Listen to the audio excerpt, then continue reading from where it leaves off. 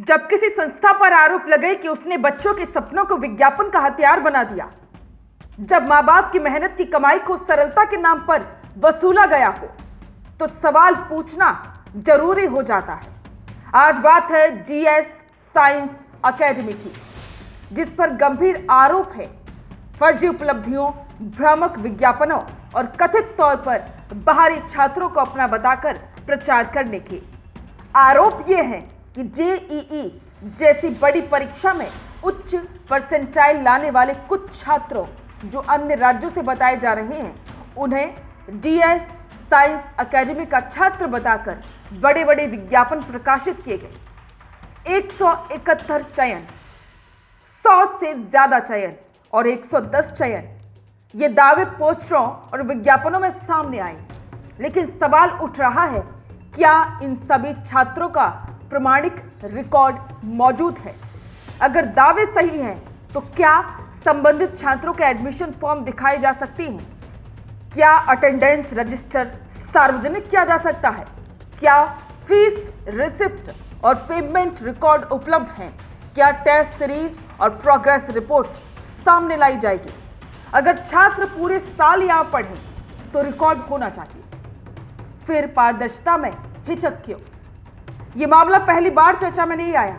पूर्व में भी इस संस्था का नाम कुछ विवादों में उछला था। आज जवाब देना होगा संस्था के मालिकों उमेश शर्मा और अवधेश शर्मा को। कुछ नेताओं ने भी सार्वजनिक मंचों पर सवाल उठाए थे। हम किसी भी निष्कर्ष पर नहीं पहुंच रहे, लेकिन जब नाम बार बार सामने आए तो पारदर्शिता की बात और मांग दोनों ही मजबूत हो जाती है। मां बाप से सीधी बात, एडमिशन लेने से पहले पूछिए, जिस छात्र की फोटो आपने पोस्टर में लगाई है, क्या उसका पूरा रिकॉर्ड दिखा सकते हैं? पोस्टर से रिजल्ट साबित नहीं होता, रिजल्ट दस्तावेजों से साबित होता है। डीएस साइंस एकेडमी और उसके प्रबंधन, उनके मालिकों उमेश शर्मा और अवधेश शर्मा से स्पष्ट प्रश्न है। पहला प्रश्न यह है कि जिन छात्रों के नाम से सफलता का दावा किया गया, क्या वे नियमित छात्र थे? दूसरा प्रश्न यह है कि क्या उनके एडमिशन और अटेंडेंस रिकॉर्ड सार्वजनिक किए जाएंगे? और तीसरा प्रश्न यह है कि क्या संस्था स्वतंत्र ऑडिट या जांच के लिए तैयार है? और सबसे आखिरी और चौथा स्पष्ट सवाल, जिन तारीखों पर बड़े चयन के विज्ञापन छपे, क्या उनके प्रमाण उपलब्ध है? अगर सब कुछ पारदर्शी है तो रिकॉर्ड सार्वजनिक करने में डर क्यों? ये सिर्फ डीएस साइंस एकेडमी की मार्केटिंग नहीं है, ये उन परिवारों की उम्मीदों का मामला है जो सालों से कमाई करते हैं और बच्चों की पढ़ाई में लगा देते हैं। अगर आरोप सच है तो ये शिक्षा क्षेत्र के लिए गंभीर चेतावनी है। इससे पहले इस मुद्दे पर विधानसभा में तत्कालीन मंत्री कटारिया और फिर किरोड़ीलाल मीणा भी सवाल उठा चुके हैं।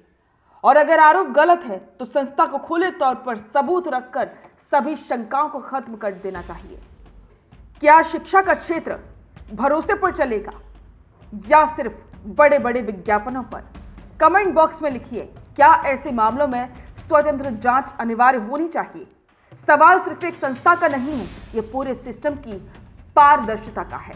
रुकिए और जरा ध्यान से सुनिए। क्या आप हमारी इन खबरों से अपने व्यापार को भी बढ़ाना चाहते हैं? तो आप भी खबरों के दौरान इस तरह के एलिमेंट्स पर अपना विज्ञापन दे सकते हैं, या फिर ऐसे खबर के 1 मिनट बाद अपना पूरा विज्ञापन डलवाएं, जो कि 8 लाख से ज्यादा सब्सक्राइबर्स और फॉलोअर्स वाले द फैक्ट इंडिया चैनल्स और पेजेस से राजस्थान के कोने कोने में पहुंचेगा। और इससे आपका व्यापार, ब्रांड सब कुछ बढ़ेगा।